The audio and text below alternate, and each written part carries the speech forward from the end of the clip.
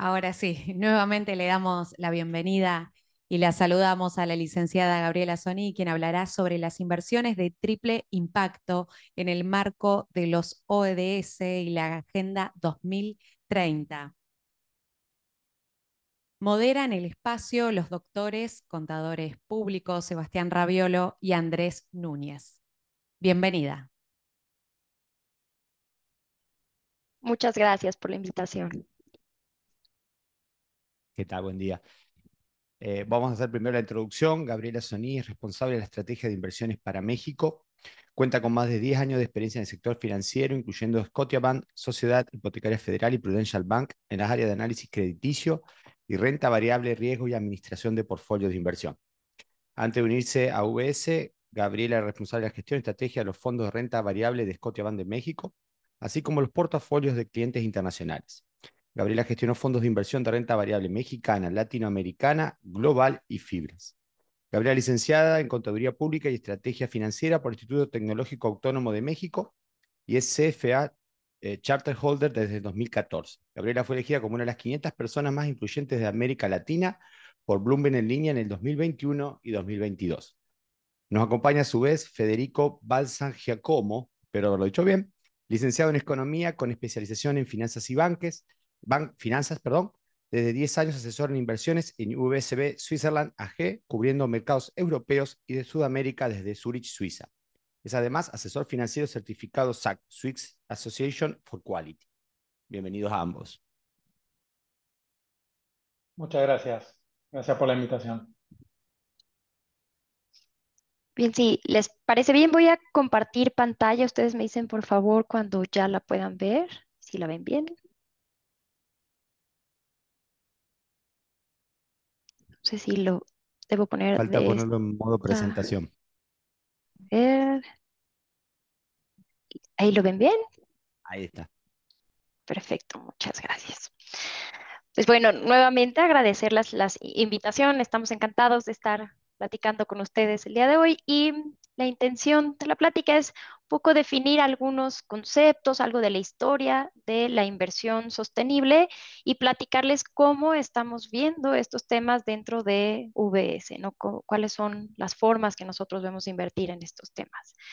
Entonces, empezando un poco con la historia, ¿no? De dónde viene este enfoque de sostenibilidad, les diría que las raíces mucho se enfocan a el 2015. Ustedes recordarán que se realizó esta COP, esta reunión de las Naciones Unidas, la famosa COP de 2015, Acuerdos de París, donde los distintos países miembros de las Naciones Unidas acordaron que iban a hacer todas las acciones, ¿no?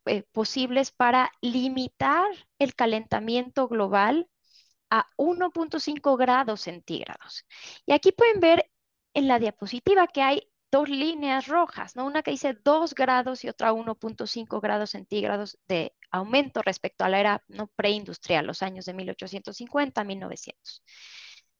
Y lo que sucede es que antes de esta cumbre del Acuerdo de París, los países tenían el objetivo de limitar el calentamiento global a algo menos de 2 grados centígrados, pero en estos acuerdos se vuelve mucho más estricto porque empiezan a haber muchos estudios donde dicen, oigan, la realidad es que medio grado centígrado sonará poco, ¿no? A la hora que nosotros, ¿no? De sentirlo, pero en realidad es cuestión de vida o muerte para muchos ecosistemas, para muchos seres vivos, ¿no?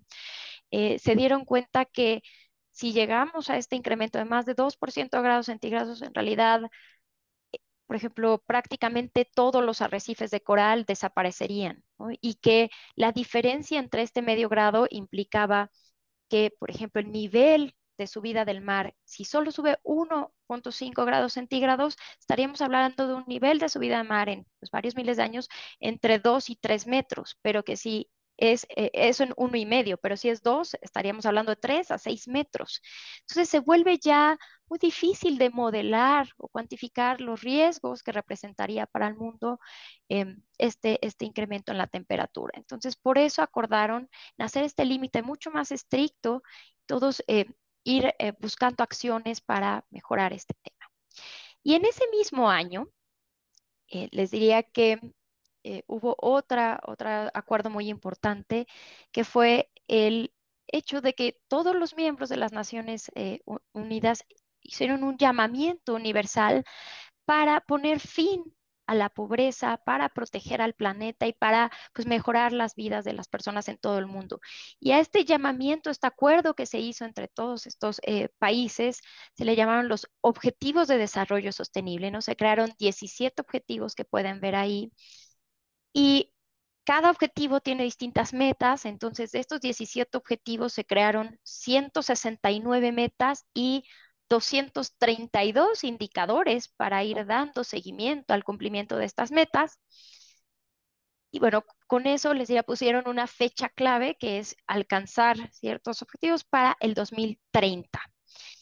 Y para llevarnos una idea como más fácil de cómo jerarquizar estos objetivos, les diría que lo viéramos como un pastel. En México se dice pastel, no sé si en Argentina se dice tarta, ¿no? En una tarta de bodas, de cumpleaños, que tuviera 3 pisos. En la base, es, los cimientos, es los objetivos que tienen que ver con el medio ambiente. Y estos son 4, básicamente el que ven ahí en color azul, ¿no? El de agua limpia y saneamiento. Y luego el 13, 14 y 15, ¿no? El verde, quizás el más importante, el número 13, que es, pues, acción por el clima. El 14, ¿no? Proteger la vida submarina. El 15, ¿no? Cuidar la vida de los ecosistemas terrestres, ¿no? Evitar la deforestación, cuidar nuestros bosques, etcétera. En el siguiente nivel de este pastel está, digamos, los objetivos que tienen que ver con la sociedad, ¿no? Con cuidar a las personas. Y ahí están desde el 1 al 5, pueden ver fin de la pobreza, hambre cero, salud y bienestar, educación de calidad, igualdad de género, y bueno, algunos otros, pero destacaría también el 16, ¿no? Paz, justicia e instituciones sólidas. Y en el tercer nivel de este pastel tenemos los objetivos relacionados con la economía.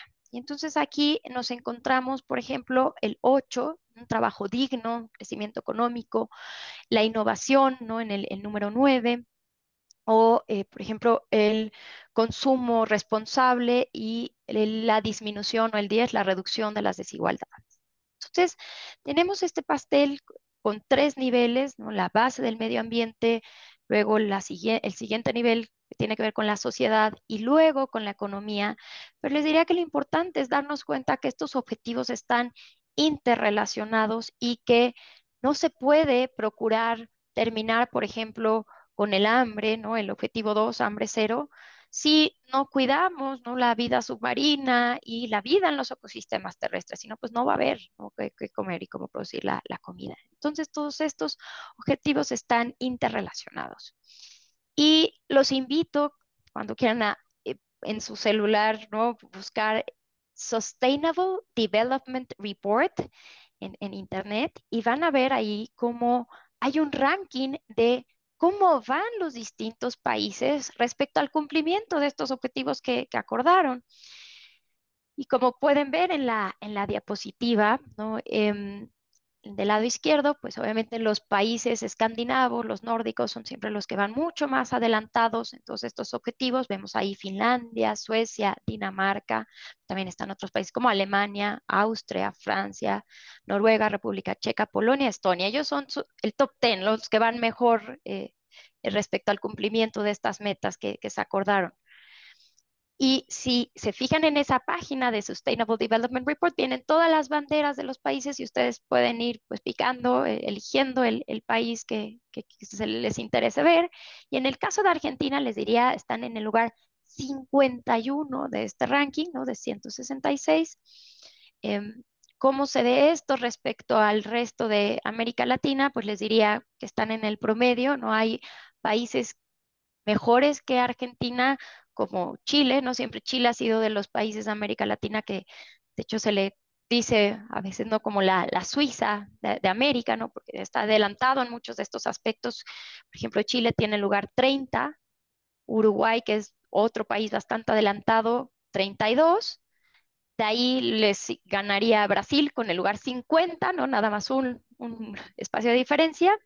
Pero bueno, van mejor que Colombia, que está en el lugar 76, o que, pues, mi país México, que está, por ejemplo, en el lugar 80.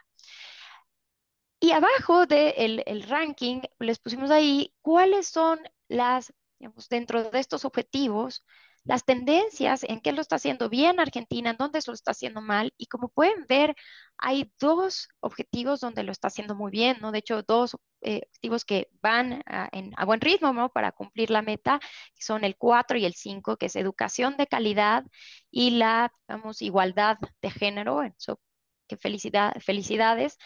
En la parte que pues están bastante atrasados, que parece que no van en camino a cumplir la meta, es en la parte que tiene que ver con la reducción de las desigualdades, terminar con el hambre, cuidar la vida marina, los ecosistemas terrestres, y la paz, etcétera. Entonces aquí pueden, cuando tengan tiempo y curiosidad, se les recomienda esta página y estar viendo pues cómo van los avances de cada país en este tema.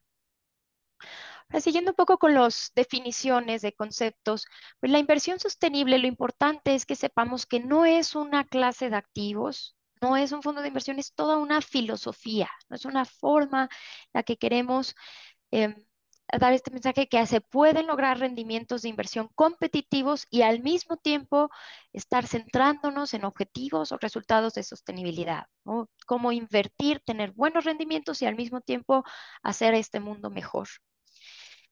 Y como ya han escuchado, pues tenemos esas tres letras, ¿no? ESG o ASG en español.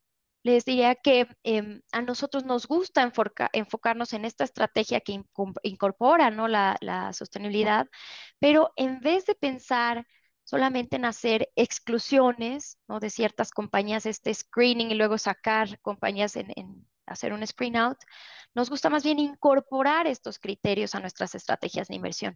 Ustedes se acordarán que las raíces de la inversión responsable viene pues, de aquellas inversiones que le llamaban inversiones éticas, que tenían que ver con que las personas que muchas veces tenían una pues, religión especial, por ejemplo, los musulmanes, ustedes saben, tienen prohibido tomar alcohol, también tienen prohibido, por ejemplo, comer cerdo, ¿no? Carne de puerco, y entonces, por lo tanto, en sus inversiones tratan de evitar, ¿no? Estas compañías que tengan que ver con producción de alcohol o procesamiento de carne de cerdo. Y algo todavía más difícil, los musulmanes están en contra de las tasas de interés, ¿no? Creen que esto es usura, ¿no? Y que es injusto. Entonces, también el tema de los bancos es algo difícil, ¿no? Cuando uno quiere invertir siendo, pues digamos, respetando estas reglas, ¿no? Que le llaman, por ejemplo, ahí el riba, ¿no? La ley que va en contra de la usura en el caso de los musulmanes. Entonces, ellos tienen sus propios fondos especiales para quitar estas acciones que se dedican a eso. Y, como decíamos, empezó siendo la inversión responsable o ética con exclusiones de lo que le llamaban acciones no pecaminosas que tuvieran que ver con alcohol, tabaco, armas, pornografía, pero ahora es mucho más que exclusiones. Ahora es fijarme qué compañías están haciendo bien las cosas, quiénes se preocupan por el ambiente, los empleados, la gobernanza, y entonces esas compañías son las que vamos a integrar en nuestros portafolios. Entonces pueden ver que si yo incorporo estos criterios en mis decisiones, ¿no? de inversión, en qué compañía voy a tener en mi portafolio, por qué voy a comprar esta en lugar de otra compañía, pues voy a tener bastantes beneficios. En la primera letra, en la E o en la A, dependiendo de si es ambiental o environment, pues voy a evitar, ¿no? que cuando haya algún tema de un desastre ambiental, ¿no? Por ejemplo, una compañía que derramó petróleo en el mar, etcétera, pues yo voy a tener estar más protegida de esos desastres porque estaré invirtiendo en las compañías que tratan de evitar a toda costa esto. ¿Y cómo me puedo beneficiar? Pues por otro lado, puedo tener exposición a aquellas compañías que van más adelantadas a estos cambios en los patrones de consumo y en las preferencias, ¿no? de los consumidores. Entonces, si yo sé que ahora la gente puede hacer un boicot dependiendo de, pues, si yo, por ejemplo, sé que esa compañía usa mano de obra infantil o que contamina mucho, que usa energía no generada con muchos combustibles fósiles, pues dejo de invertir. Y si todos los consumidores van hacia eso, pues voy a estar justo invertida en las compañías que van a tener, ¿no? mayor participación de mercado y mejores ventas en el futuro. En el caso de la S, pues vemos de la misma forma que si yo invierto en este tipo de compañías que sí se preocupan por sus empleados, pues generalmente estas compañías tienen una mejor productividad que va a ser que conduzca a un rendimiento financiero superior. Y pues con lo último, ¿no? Con la G ahí vemos que pues si son compañías que tienen buena gobernanza. Por ejemplo, estaríamos fuera de, en su caso, ¿no? Cuando fue el escándalo de Volkswagen y, ¿no?, de esta corrupción que había para poder tener, ¿no?, coches que pudieran superar los límites, ¿no?, permitidos de contaminación.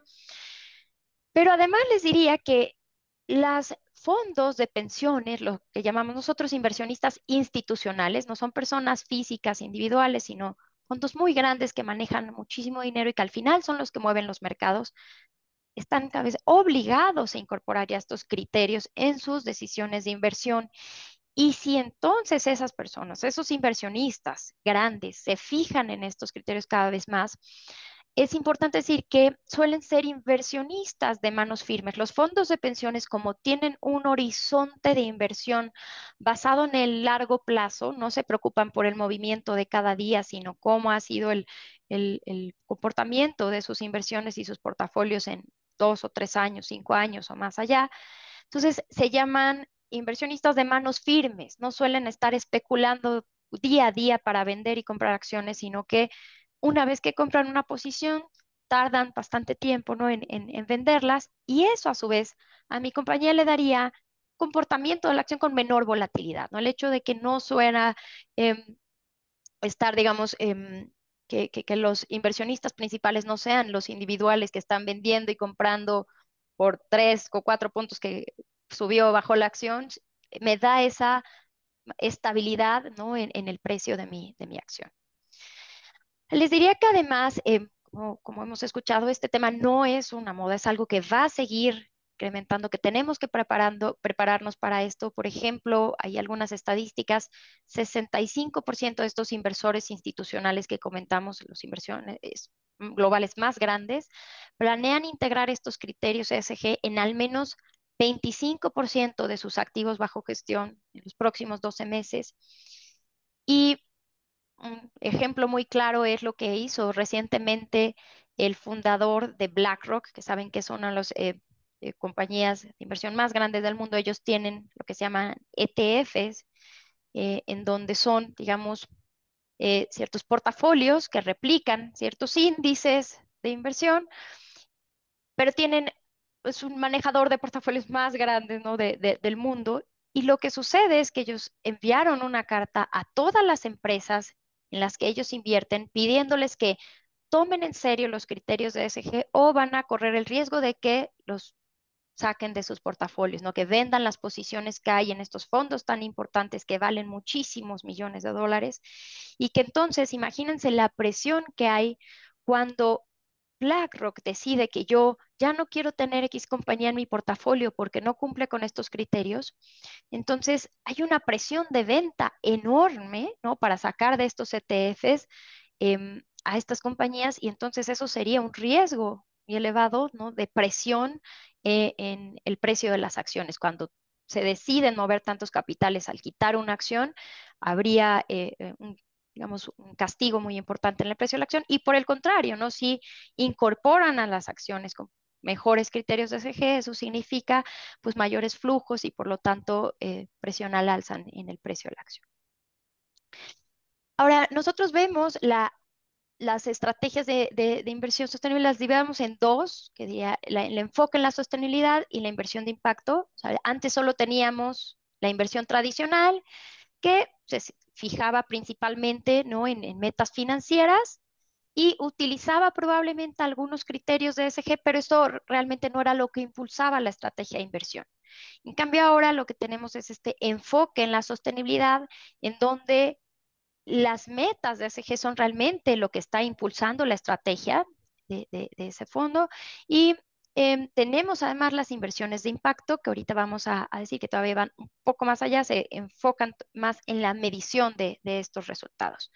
Las herramientas que se utilizan para las inversiones sostenibles son tres, ¿no? Uno es el integrar, ¿no?, estos criterios. Entonces decíamos, calificamos a las compañías de acuerdo a ciertos ponderadores, ¿no?, de cómo lo está haciendo esta compañía en materia de contaminación, en materia de cuidar a sus empleados, en materia de gobernanza, etcétera. Damos, obviamente, una calificación y eso, ¿no?, nos da un ranking. Aquí tengo que decir que es todavía más arte que ciencia, porque pues tiene uno que ir definiendo para cada tipo de sector cuál va a ser los ponderadores que a mí más me interesan, ¿no? Por ejemplo, para una empresa manufacturera, ¿no? Que fabrica cierto producto, claramente va a tener métricas más importantes relacionadas con contaminación que una empresa como UBS que no es manufacturera y que entonces pues no contamina tanto respecto a eso, ¿no? Contaminará cada que nuestros banqueros viajan al otro lado del mundo a visitar a un cliente, ¿no? Entonces no el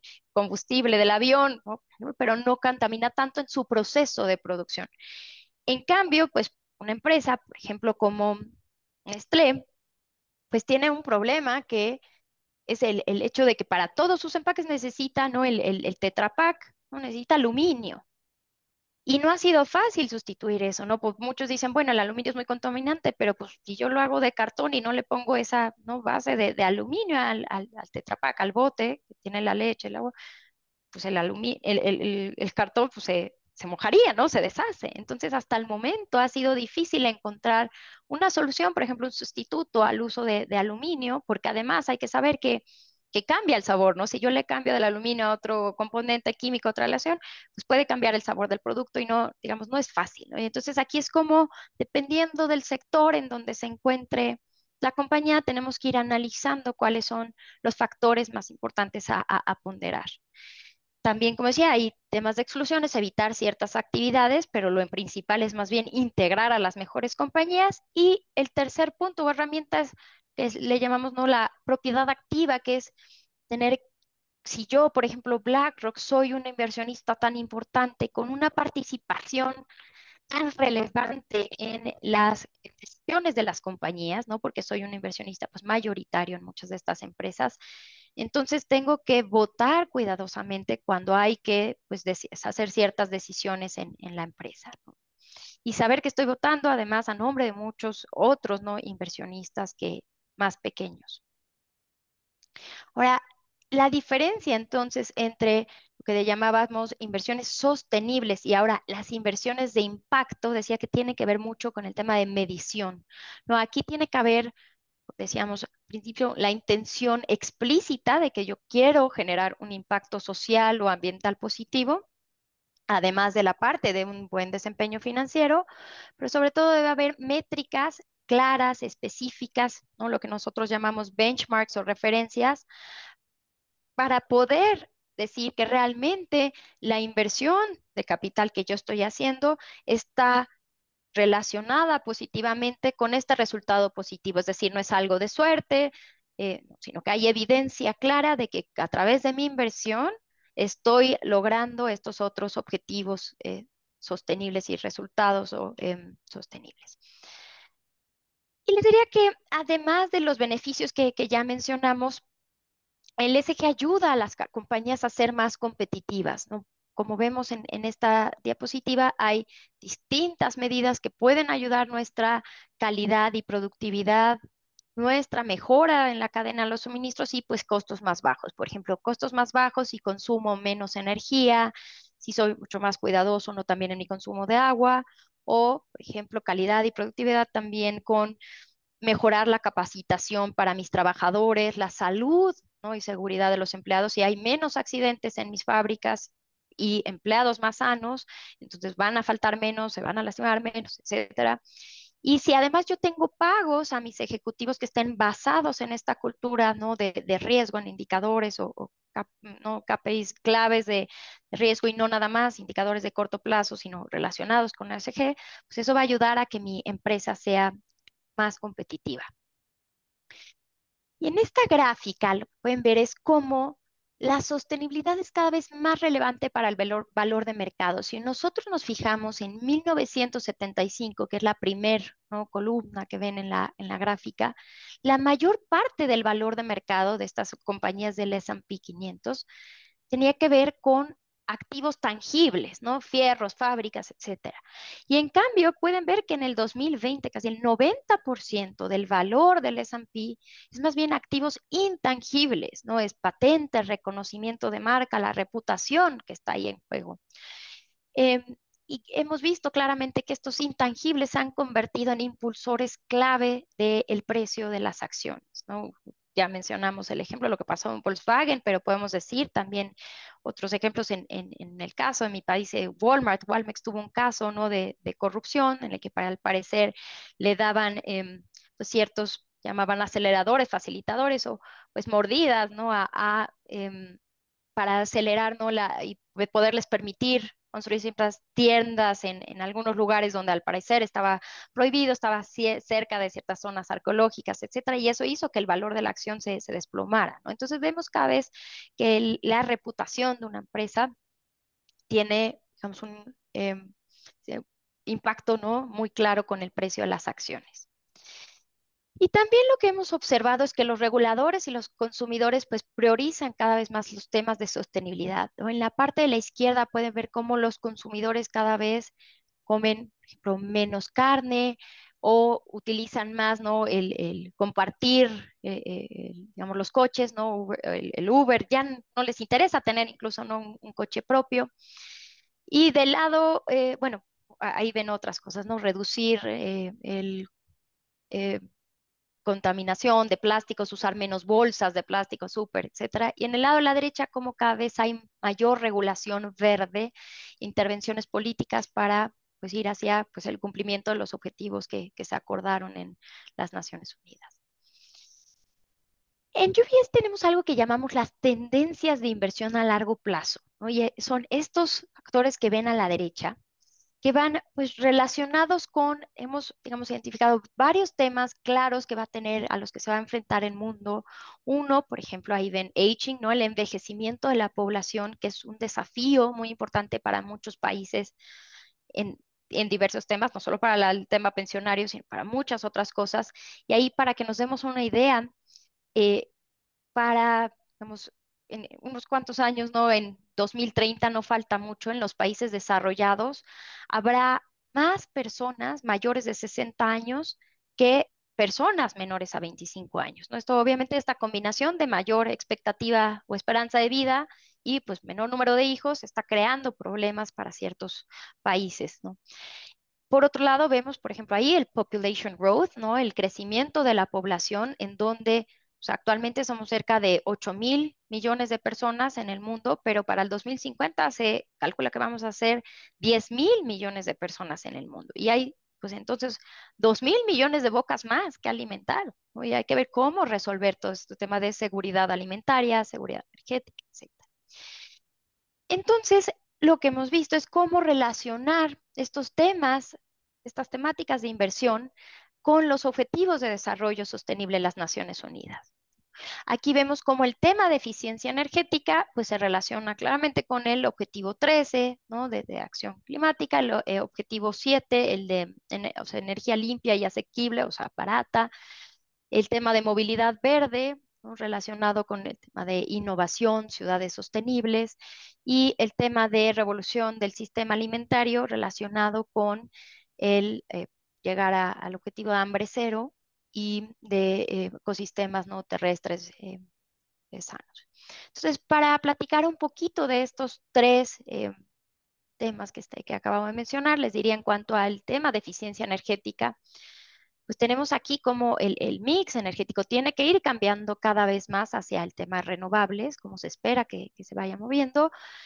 Pero les diría ahí, lo principal es que Latinoamérica tiene un rol muy importante en esto, porque para lograr esta transición energética, pues se va a requerir de minerales críticos. Nosotros sabemos, ¿no? que para fabricar las baterías de los vehículos eléctricos necesitamos, ¿no? de mucho litio y otro tipo de minerales que se encuentran justo, ¿no? en América Latina y en Argentina, sobre todo, tenemos un importante, ¿no? concentración de reservas de litio. Entonces, aquí creo que América Latina va a jugar un papel esencial en esta transición. Pero en la derecha, lo que quiero mostrarles en esta gráfica es como, tristemente, 80% de la energía que se genera se pierde, ¿no? desde la generación hasta el uso final, ¿no? Si vamos viendo en cada paso, como desde la generación, transmisión y distribución, el uso en las plantas industriales, luego los motores y luego hasta los edificios, se pierde 80% de eso, que es muchísimo. Tenemos también un tema que ahora llamamos la economía circular, ¿no? Cada vez está migrando ya no solo en nuestros viejos tiempos, ¿no? Cuando Yo era pequeña, recuerdo que nada más decían es reciclaje, reciclaje, y ahora ya es más allá de reciclaje, es economía circular, es ya no solo reciclar, sino reducir, ¿no? Lo que tiramos, ¿no? Y esto muy de la mano con el tema de la derecha, que es el mercado de segundo uso, ¿no? Pueden ver cómo en 2016 el mercado de segundo uso, la parte azul de esas barras era muy pequeña, pero ya ahora en el 2023, pues es mucho más representativa, diría que es prácticamente mitad y mitad, y para 2026 se espera que incluso sea más grande el mercado de segunda mano, de segundo uso, que pues la compra, ¿no? De primera vez. Y eso yo lo he visto muchísimo con familiares, amigos, sobre todo que han tenido hijos, que han sido papás recientemente, en donde deciden que ya no van a comprar pues una carriola de primera vez en el súper, sino que mejor a la persona que ya no la necesita porque el niño ya no usa carriola, le compran eso, sale más barata, ¿no? Y estamos entonces tirando menos cosas. En lugar de usar la carriola y luego pues ya nadie la va a utilizar y se tira, ahora se está reutilizando y diría pues con muchos beneficios. Y este tema, ¿no? De economía circular, pues va claramente relacionado con el objetivo de desarrollo sostenible número 12, ¿no? Que es producción y consumo responsables. Si lo vemos ya más específicamente, es la meta 12.2, ¿no? Que es, ¿se acuerdan que dijimos objetivos, metas e indicadores? Y dentro de estas 169 metas, pues ahí está el gestión y uso sostenible de los recursos naturales, reducir sustancialmente la generación de desechos y promover la comprensión universal de los estilos de vida sostenibles. Otro tema es el de la revolución alimentaria, que podemos ver ahí el crecimiento que mencionábamos en la población, estos 2.000 millones de personas que vamos a tener más, ¿no? En el 2050, va a demandar 60% más de comida, ¿no? Y por lo tanto, pues tenemos que ver cómo se va a lograr para alimentar a toda esta gente. Y entonces, en la parte de la derecha vemos qué es lo preocupante, que para producir la comida se necesita pues 40% de uso de tierra, 30% de emisiones ¿no? De gases, efecto invernadero, metano, etcétera, y 70% de consumo de agua limpia. Entonces, este tema de la revolución alimentaria em, va muy relacionado con el Objetivo de Desarrollo Sostenible 2, obviamente poner fin al hambre, pero también con el tema de ver, ¿no? Agricultura sostenible. ¿Cómo puedo hacer para producir más alimentos, pero con, digamos, el mismo espacio? Hay algo que ahora le llaman agricultura vertical, en donde en lugar de, pues, digamos, plantar o sembrar mis cosechas digamos, de forma horizontal en terrenos muy amplios, trato de sembrar, ¿no? En forma vertical, ¿no? Pongo aquí otra plantita, y de esa forma, pues trato de reducir el uso de tierra y poder aún así tener, pues, un mayor rendimiento agrícola. Tenemos también temas como pues, muy claros de escasez de agua, ¿no? Hay mucha gente que ha hablado incluso de las siguientes guerras van a ser relacionadas con el agua. Y aquí algo que pues, me parece realmente preocupante, impresionante, es en la gráfica de la izquierda pueden ver cuál es la cantidad de agua que se utiliza en litros para producir 1 kilogramo de distintos tipos de alimentos. Pueden ver ahí BIF, el caso de la carne, que pues yo sé que en Argentina son bastante carnívoros, se necesitan 15.000 litros de agua para producir 1 kilogramo de carne, ¿no? Es muchísimo. Lo mismo las nueces, ¿no? En general consumen muchísima agua, y ahí, bueno, podemos ver los otros tipos de alimentos que consumen mucho. Y pues, suministro inadecuado de agua amenaza la viabilidad de la economía mundial. Por lo tanto, la importancia de cuidar y resolver estos temas, que va relacionado directamente con el objetivo número 6, que es el de agua limpia y saneamiento. Respecto a la agricultura, me enfocaría aquí simplemente en la gráfica de la izquierda. Vemos cuánto se consume de kilocalorías, ¿no? Por persona al día. Y aquí podemos ver que de 1969 a 71, ¿no? Se consumían menos calorías, y cada vez el humano pues, le gusta consumir más calorías, ¿no? Y lo vemos separado en dos bloques. En el bloque de la izquierda son los países en desarrollo, en el bloque de la izquierda son los países desarrollados. y podemos ver pues cómo demandan un montón, ¿no? de kilocalorías. En teoría dicen, ¿no? que debíamos estar consumiendo como 2000 kilocalorías al día, dependiendo si es hombre o mujer, pero pues vemos ahí que se consumen mucho más kilocalorías y pues como decíamos, nuevamente eso va a demandar mayor producción de alimento. Entonces, decíamos, este tema de rendimiento agrícola es muy relevante y va relacionado con hambre cero, con vida en ecosistemas terrestres y pues con proteger, restaurar y promover el uso sostenible de la tierra y detener la pérdida de la biodiversidad, ¿no? Acabar con la pobreza, etc. Em, entonces ya para cerrar la presentación les diría que las inversiones tienen impacto de diferentes maneras. Por un lado les diría un paso más atrás de las inversiones. No solamente puedo tener un impacto, un cambio en el mundo como inversionista, sino simplemente como consumidor, ¿no? Si yo digo voy a dejar de consumir estos productos, voy a dejar de consumir de ciertas empresas porque no van de acuerdo a mis valores, ya estoy haciendo o poniendo un granito de arena para tratar de cambiar este mundo.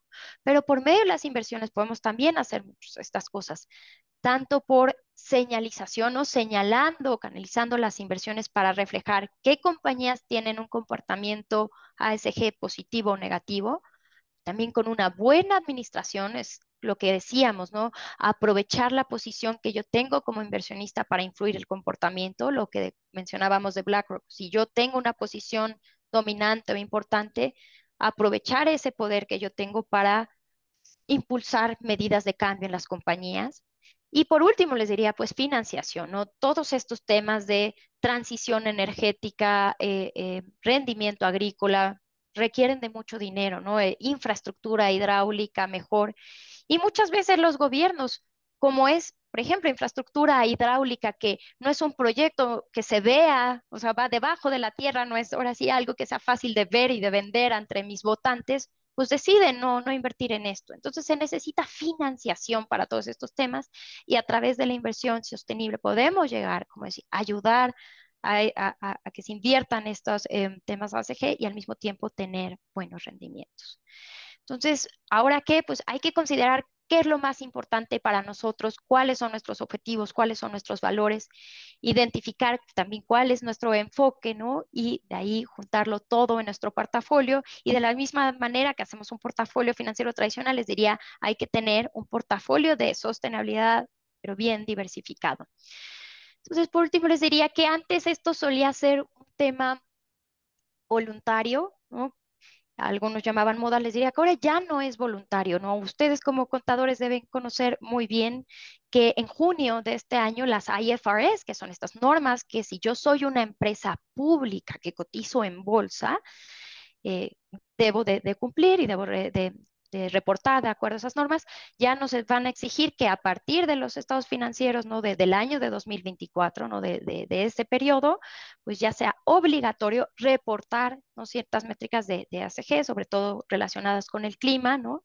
Entonces, como decíamos, esto ya no es voluntario, cada vez es obligatorio y es muy importante que el profesional estable y de ciencias económicas estemos involucrados en estos temas, porque el mundo, ¿no? va hacia allá, entonces nos van a demandar que sepamos reportar con esto y que sepamos elegir a las compañías en las que vamos a invertir con esto, y hay que estar preparados, y la realidad es que todavía falta mucha educación, ¿no? al respecto.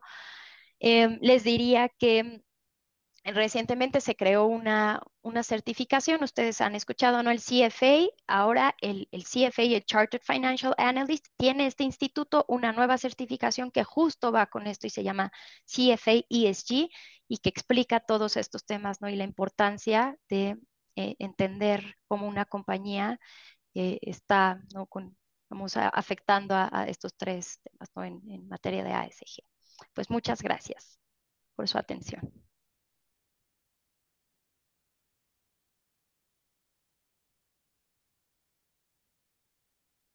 Gracias, Gabriela. Te, te hago una pregunta un poco más terrenal que se me ocurrió. ¿Eh? Sí, claro. Que para introducir, porque va surgiendo eh, la imagen que se tiene desde afuera, desde el banco, de lo que es lo que sería todo el manejo de esta, lo que se viene, básicamente desde Argentina. ¿Se tiene en cuenta todo eso para ustedes? O sea, Argentina tiene un desarrollo en todo lo que es el manejo de las de las inversiones para este lado, para el lado de triple impacto, o no? Pues, me guiaría por la calificación, ¿no? De los objetivos de desarrollo sostenible, diría que está en promedio, ¿no? No está como Chile, como Uruguay, está en promedio, pero está mejor que México, ¿no? Eso lo diría a nivel de país. Ya a nivel de regulación, desconozco la regulación de Argentina. Yo lo que les puedo platicar, por ejemplo, a nivel de mi país en México, lo que se está viendo ahorita es que apenas como se hizo este tema del IFRS a partir de junio, están apenas en comisiones en nuestro regulador que se llama, bueno, nuestra comité que hace las normas locales, que se llama el CIMIF. En México son normas de información financiera y apenas se están formando comisiones para ver cómo localmente se va a cumplir con esto. Yo les diría que lo que pienso que va a pasar es que van a hacer una copia, una traducción de las IFRS en español y que eso es lo que va a surgir, pero bueno, ahí desconozco cómo estén de adelantados en Argentina. Copy-paste. Más bien me gustaría escuchar qué es lo que saben ustedes en ese aspecto. Una pregunta acá del aula. Hola Gabriela, buenas tardes, mucho gusto volver a saludarte.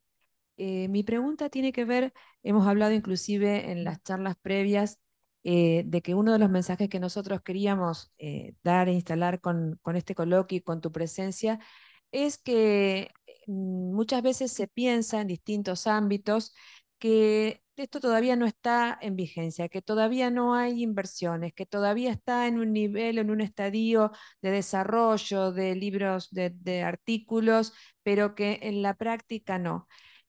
A mí me gustaría si pudieras darnos ejemplos. Nosotros, bueno, por la actividad institucional sabemos que hay ETF, como vos dijiste, que, o sea, que si uno tiene que, me pongo en el lugar del profesional de ciencias económicas, que tiene que asesorar y que tiene que dar ya instrumentos concretos. Es decir, bueno, hay ETF, hoy hablábamos en la otra charla sobre bonos verdes acá en la Bolsa de Comercio de Buenos Aires.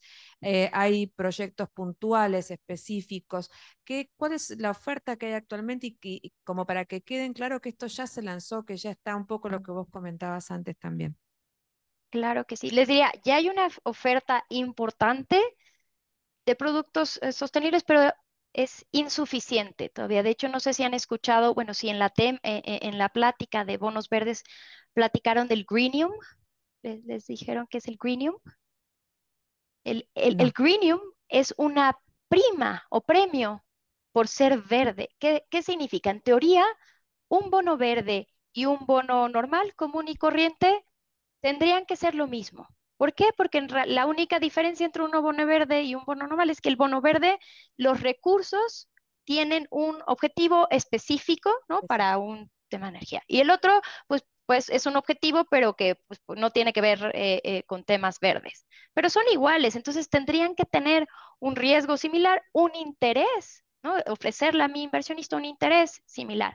Y lo que hemos visto es que al haber una falta de oferta de bonos verdes, no hay suficientes bonos verdes y sobre todo los fondos de pensiones están demandando cada vez más este tipo de papeles.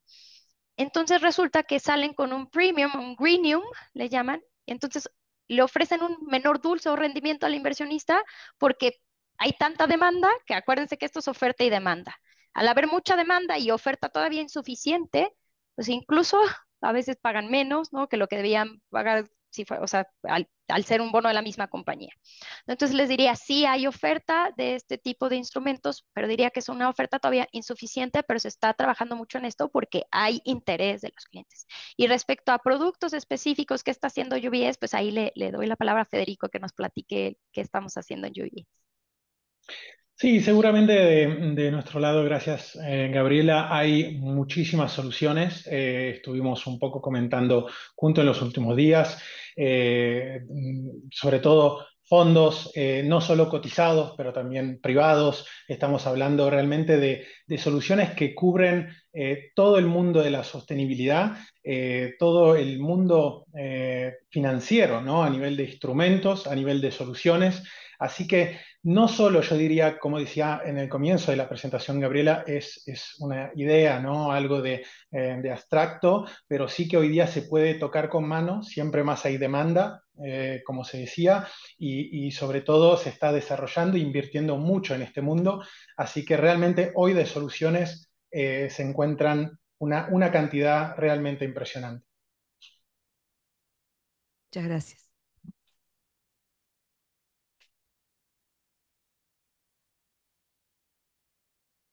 Hola Gabriela, hola Federico, muy interesante lo que ustedes están planteando.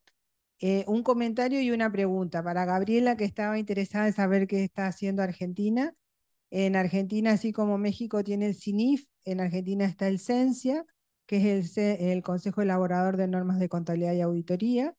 Se está trabajando con las normas de sostenibilidad emitidas por el IFRS, por la Fundación, por el IACCB, y lo que se está tendiendo a armar una comisión conjunta, tal como se hizo cuando se implementaron las NIF, de una comisión conjunta con el regulador, que es nuestra Comisión Nacional de Valores, para ver cómo se van a implementar estas normas para las empresas que cotizan en el mercado de valores argentino y eventualmente, tal como hicimos con las NIF, dejarlo en una aplicación voluntaria al resto de las empresas. Eso es un poco para darte contexto que estaba preguntando Gabriela. Y la pregunta que Muchas les gracias. hago, no, por favor, y la pregunta que les hago es, he visto en todo el desarrollo con toda la problemática ESG y quería saber qué opinión les merecían a ustedes las empresas, las famosas empresas B, las que pertenecen al sistema B, que en principio serían empresas certificadas que estarían considerando el tema del triple impacto en su gestión y como objetivo no solamente el económico, sino también el social y el ambiental. Creo que es un sistema, es una certificación que es de Estados Unidos, pero que acá en Argentina poco a poco está creciendo en distintos sectores, sectores de producción de productos alimenticios, sectores de prestación de servicios y demás. Estamos viendo cada vez más el loguito de la empresa certificada B. Entonces quería preguntarle a ustedes si ustedes consideraban esa certificación al momento de evaluar el tema de las inversiones de impacto. Muchas gracias. Aquí, en realidad, yo no había escuchado de esa certificación. En México manejamos otra, por ejemplo, el de ESR, Empresa Socialmente Responsable, pero hay varias, ¿no?, críticas en cuanto a qué tan, ¿no?, auditable era. Muchas veces era una compañía diciendo que cumplía, ¿no?, los checks con varias cosas, pero faltaba la parte de auditar que realmente lo estuvieran haciendo. No sé si Federico, tú sí conozcas de este certificado. No, yo tampoco, en realidad. Los requerimientos que utilizamos de este lado, desde Suiza, son todos los mencionados por Gabriela en su presentación. Hay varias certificaciones también más locales, pero no, en el específico nunca había escuchado de la certificación B, pero seguramente tenemos muchísimos parámetros para evaluar una empresa bajo el perfil de sostenibilidad. Sí, yo creo que quizás justo Sí. el tema donde siento que hemos mejorado últimamente, de hecho mi tesis hace muchos años, cuando salí de la carrera, la hice sobre responsabilidad social corporativa, y en ese tiempo lo que yo quería probar era que eh, las empresas que en México tenían esta certificación de ESR habían tenido un mejor comportamiento financiero que las que no lo tenían en X periodo de tiempo. A mí, la verdad es que no pude probarlo, ¿no? En realidad, además, me tocó justo hacer mi tesis cuando era la crisis financiera global 2008-2009, y entonces había empresas muy buenas, pero que habían estado, por ejemplo, metidas en temas de derivados especulativos y que por temas ajenos, ¿no?, a veces, pues, habían tenido un muy débil desempeño. Pero justo lo que siento que ha avanzado el mundo, ¿no?, en las últimas décadas es que ya no se trata de tener un certificado, ¿no? Los inversionistas, lo que estamos haciendo, nuestros expertos en Suiza que escogen estos portafolios, realmente se van fijando en un montón de métricas. No es simplemente decir cumple con el certificado A, X o Y, sino van punto por punto evaluando a la compañía para ver si Eh, realmente se está En cumpliendo. ese sentido, un poco para aclarar el tema de la empresa B, nace en Estados Unidos la certificación B y es una certificación de ese tipo de empresas que está creciendo en Latinoamérica. Una empresa como es Natura, que es de cosmética, que tiene un gran poderío a nivel latinoamericano, es una empresa certificada B. y está con todo el proyecto de la protección de la Amazonia, el tema de la inclusión social y demás, Claro. donde ahí está mostrando su triple impacto, ¿no?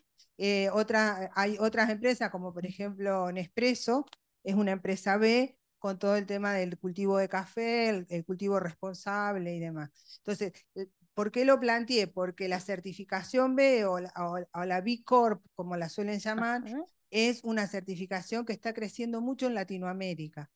¿Por qué? Porque es muy objetiva, hay una evaluación gratuita que se puede hacer en la página web del B-Lab, que es para saber si estoy en condiciones de certificar o no, si alcanzo los famosos 80 puntos o no, y a partir de ahí, si quiero entrar en el proceso de certificación, y luego la renovación de la certificación, por supuesto con el pago de un fee anual o bianual, pero el tema de ser una B Corp es muy fuerte porque está demostrando el triple impacto y es algo que está creciendo mucho en Latinoamérica, por eso se los comentaba.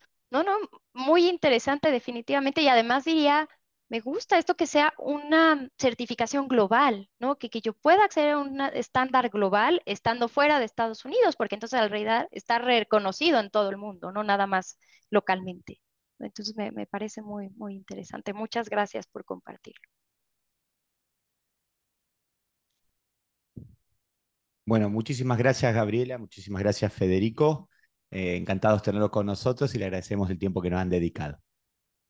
Muchas gracias, fue un placer conocerlos.